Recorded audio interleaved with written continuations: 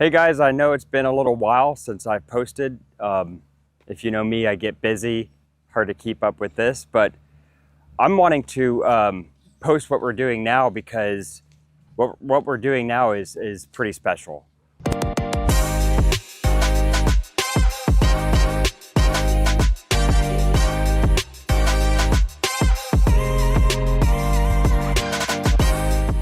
We're building 3 certified passive houses. Behind me is going to be number 1 right there. This is going to be our passive house on a budget. We really want to show what's possible and what you can do on a budget. And then over here is just, right now it's just a slab that is also a passive house that we'll talk about as that develops.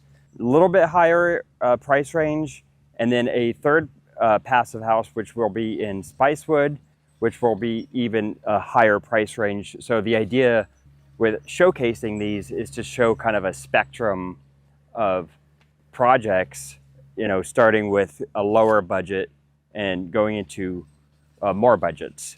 So we just want to show what's possible and what we can do with passive house. There's not a whole lot of passive houses in the Austin area, so this is something that we're promoting. We want to be on top of, kind of lead the way and hopefully inspire more passive houses, or at the very least inspire more high performance homes. I'm always trying to push the envelope and push my high performance further and further.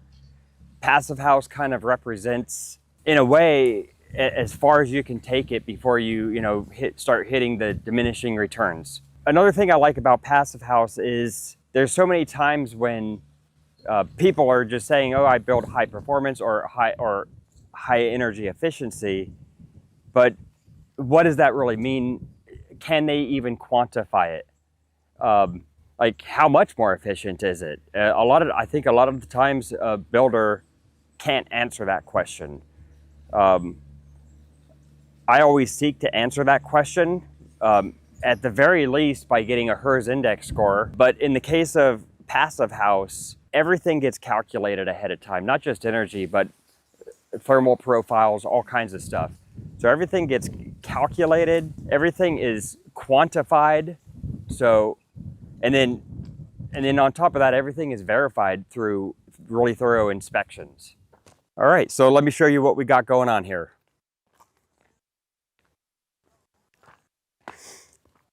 As I said, this one here is passive house on a budget. That will be number 3. This house here is not passive house, but it is one of our spec homes. I guess you could say high performance on a budget. And we'll talk more about that soon.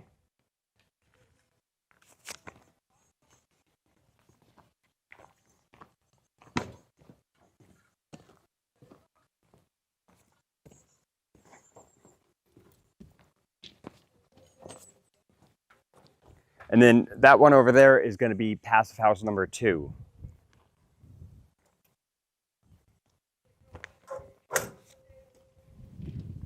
So today we're going to talk about primarily the envelope of this house. I want to do a separate video on HVAC because there are a lot of interesting things going on there, and hopefully a separate video on just the blower door test, which will be tomorrow when we do the blower door test. But today we'll be focused mainly on the envelope.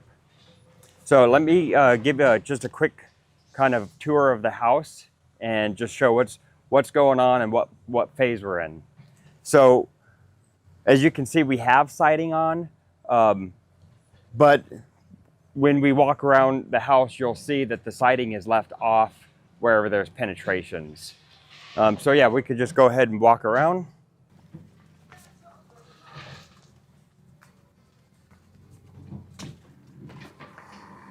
Here is like an example of where we left siding off so that we can seal up our penetration.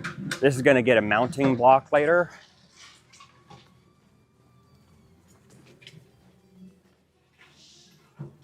And then back here, you can see that we've got several rows of siding off the house because we've got several penetrations going on there. This is the back porch where all of the siding is left off because we had, several kind of some penetrations to deal with. And as you can see over here, we're still working on some of these penetrations. We're still working on sealing them up, so it's a work in progress. And we'll go ahead and go inside.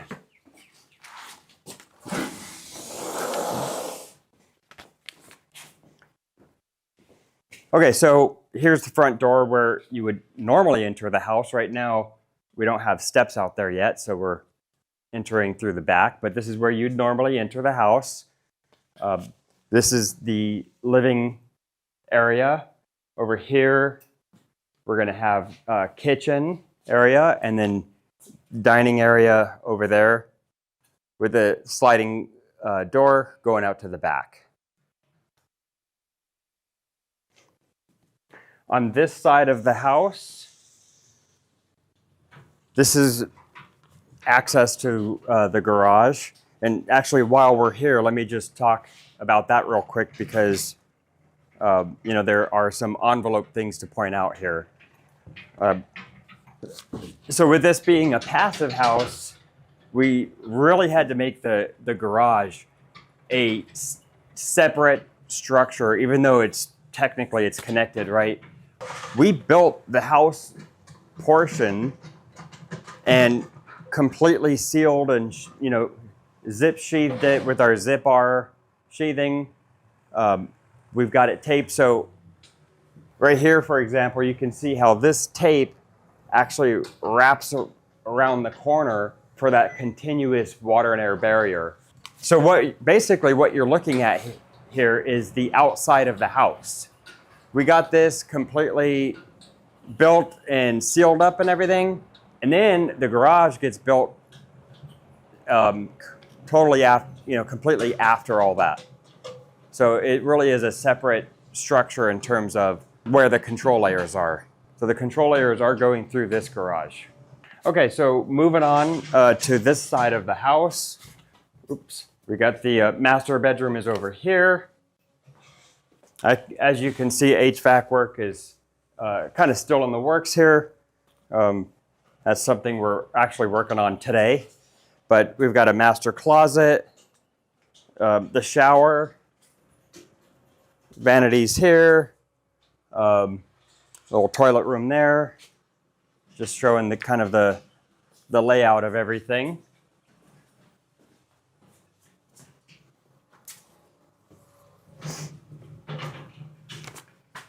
Guest bathroom, and then laundry room. We do have a mechanical room upstairs, but because it was a little tight, space-wise, so we decided to bring the ERV down here, because we were having some challenges with ducts crossing and everything. But then water heater over here, that's going to be a heat pump water heater.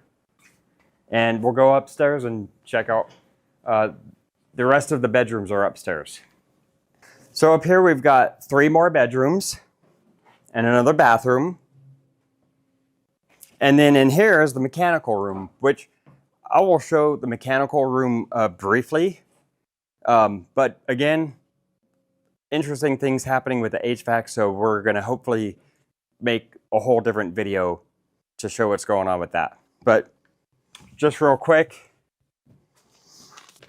So in the mechanical room, we've got our Mitsubishi heat pump 1-ton system.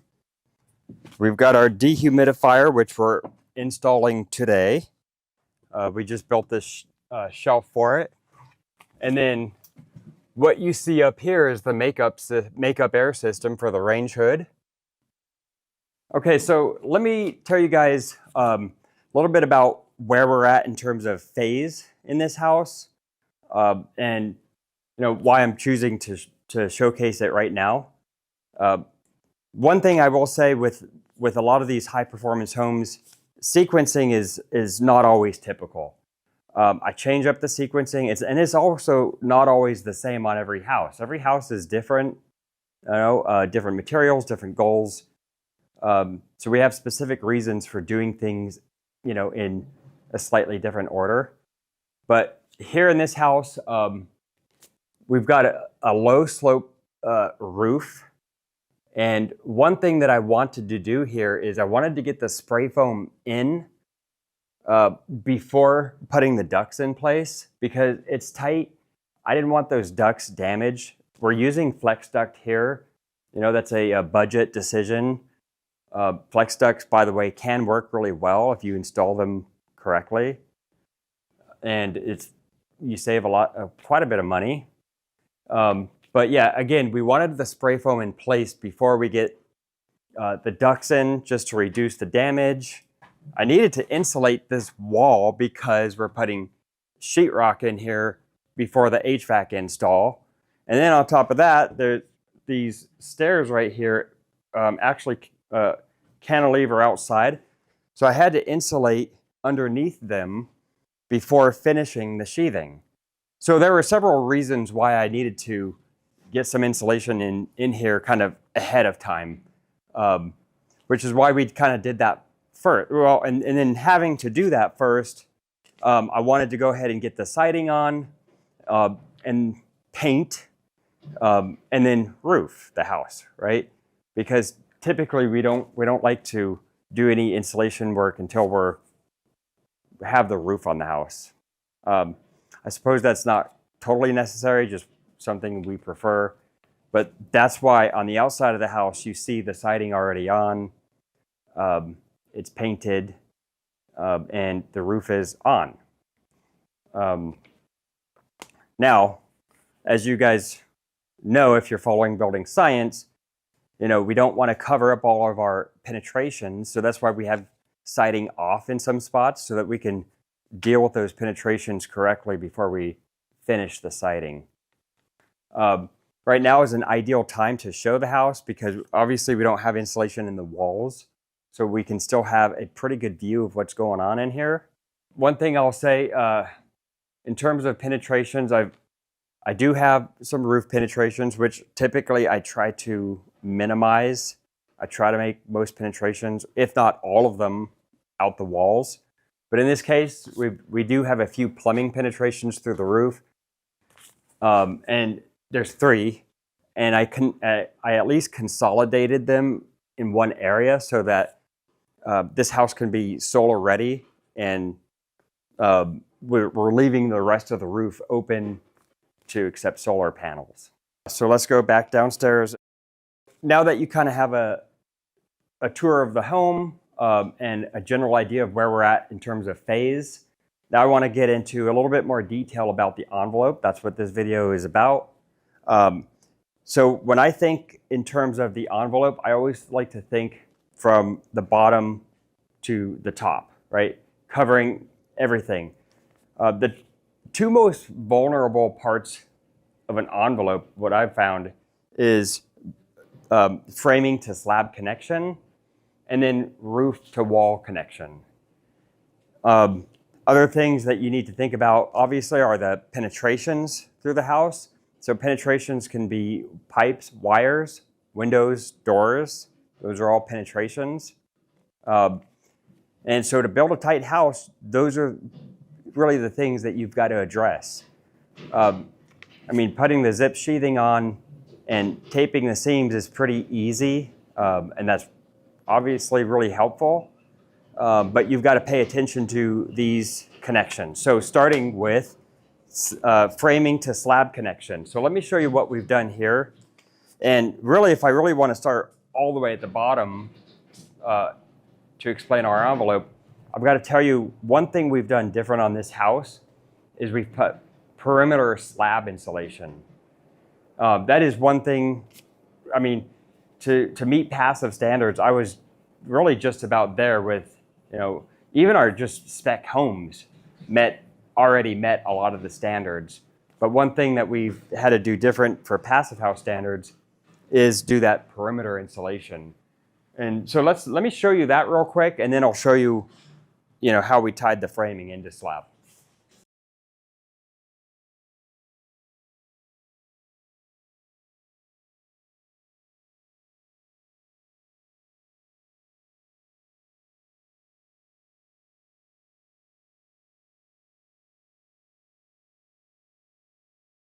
What you're looking at here is, you can't see it, but because I've got it covered up.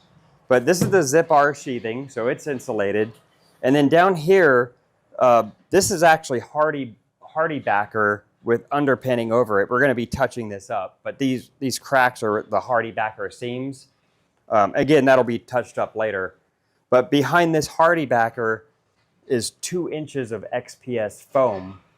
That is part of the perimeter insulation for the slab.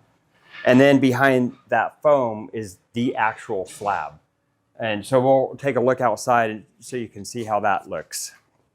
The outside of the house, we've got the same thing going on here. This looks like the slab. It's a little dirty right now, but it looks like the slab. But what it actually is it's the hardy backer. Behind that is our 2 inches of XPS foam, and then the actual slab. But that's why we have this flashing here. This flashing is to cover up the top of that insulation. That's why you see that here. Okay, so one of my default methods of sealing the framing to slab is I love using Siga tape. Siga tape sticks really well to concrete, sticks well to the zip sheathing, creates a really good water and air barrier. But in this house, I couldn't do that because we had the foam in place when we poured the slab. We actually had it inside the form boards. So the foam was already in place. So I didn't have access to the slab to be able to tape back into the slab because remember, the slab is considered my air barrier. It's really the bottom part of the air barrier. So because I didn't have access, we chose to do something a little bit different.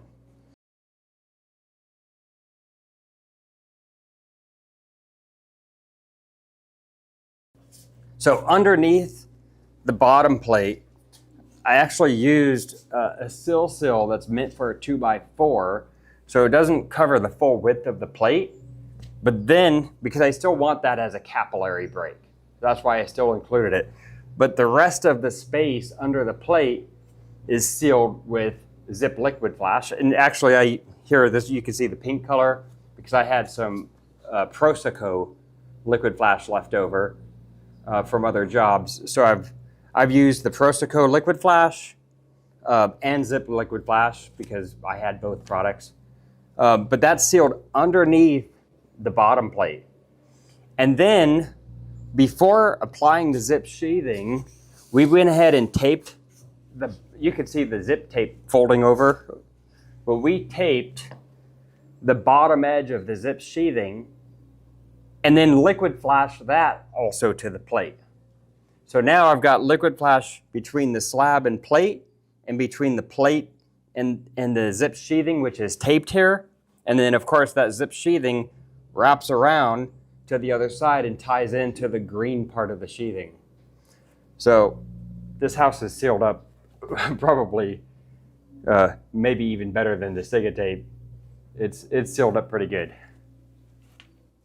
Moving on up, the next thing we think about when we are thinking about the envelope is the penetrations through the walls.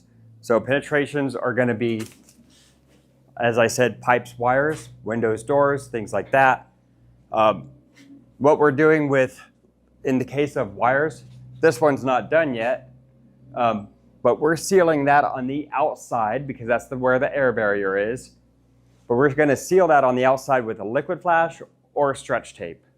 Sometimes I use stretch tape, sometimes I use liquid flash, just depends on what makes sense for that particular penetration. And then in terms of the windows, this is big stretch caulking. I don't like to use foam around the windows. I have seen where people can do that and get it real tight, but it's not something that we've been able to do.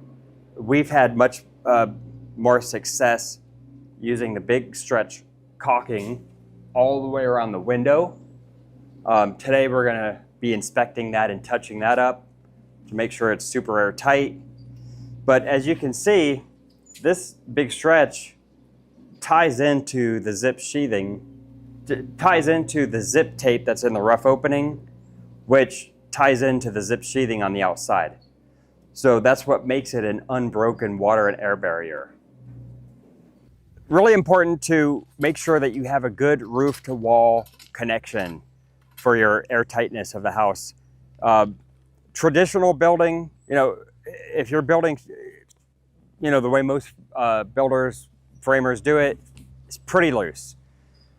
There's no wrong or right answer necessarily. I think the important thing is to just simply have a plan. Have some way that you're making a tight seal. So in this particular case, I've employed two methods. On the top floor, I'm using what I've called the tight soffit detail. Main reason I did that is because with all the hips coming down, it's hard to get that sealed up through other methods. On all of the lower parts of the roof, those roofs are more simple, and those ones I've chose to do what we call the block and caulk method, where we've notched the sheathing in between the rafters. And I chose that method for all of the lower roofs because the roofs are simpler and it's easier to do that. Okay, so moving on up, we've talked about framing to slab connection. We've talked about penetrations through the walls and roof to wall connection. Now onto the roof. So on the roof, we're using regular OSB, but we're still taping the seams. I have found that I've tested that many times. It works well. We really get a tight house that way. And the idea is that we tape it so well that that's really what we're relying on for our air tightness, even though the foam is going to help us out some, but we don't rely on the foam. We really want to tape everything, get it airtight before the insulation goes in. And so that's what's going on with the roof. If you look at this house from a distance, you'll see at the top of the house what appears to be ridge vents, but they're not real ridge vents. So typically when you're building high performance in this area, we are moving our thermal control layer, all of the control layers really up to the roof deck instead of on the ceiling. And we're conditioning this space, the attic basically, because we want all of our equipment, all of our HVAC equipment and ductwork to be inside the conditioned space. And so in terms of conditioning the attic, there's a couple of different ways of doing that. You can have a little bit of duct leakage. You can, there's a few different ways. I don't prefer it that way. What I prefer to do is we actually calculate it in the manual J. So we know what the load is, and we supply air as if it's a room. I prefer doing it that way because for me, it's calculated and not a guess. So typically when I'm doing that, I like to supply air into one part of the attic and then have a return path on the other side of the attic. So that's what we've done here. Now, going back to what appears to be a ridge vent, right? So when you seal up your attic and you're conditioning it, you typically don't have a ridge vent. But on this house, it appears that I do. What's really going on up there is they are vapor diffusion ports. And most of the time I don't do that on a house like this. You should do it when you're using other insulation types, but with foam and conditioning the space, the risk is extremely low. It's a condensation risk, by the way. We could talk about that, but the risk is extremely low. And through building science studies, we've shown that it's probably not necessary. But with this being a passive house, it was a concern. Condensation risk is something they look at in passive house. I probably could have submitted some research. I probably could have done maybe a thermal model to show that I'm okay here. But we're moving. We're trying to move along, trying to make progress on the house. We didn't do that.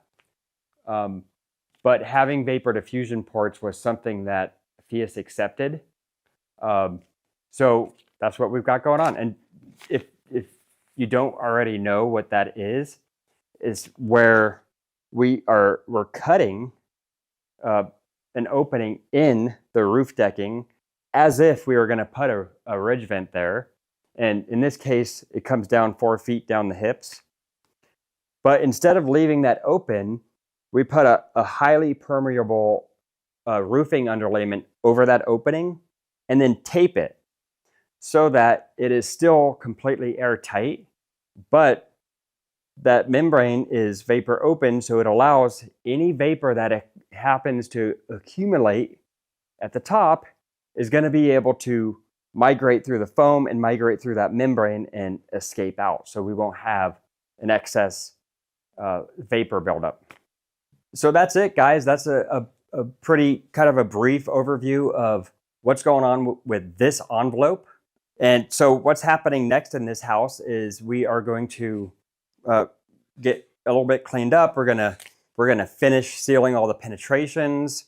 We're gonna touch up, all of our caulking, and I'm gonna run my blower door at the end of the day to see where I'm at. Tomorrow we're gonna have our first FIAS inspections where they're gonna run the official blower door test. I'll let you guys know how that turns out. And we're gonna do duct leakage test tomorrow as well.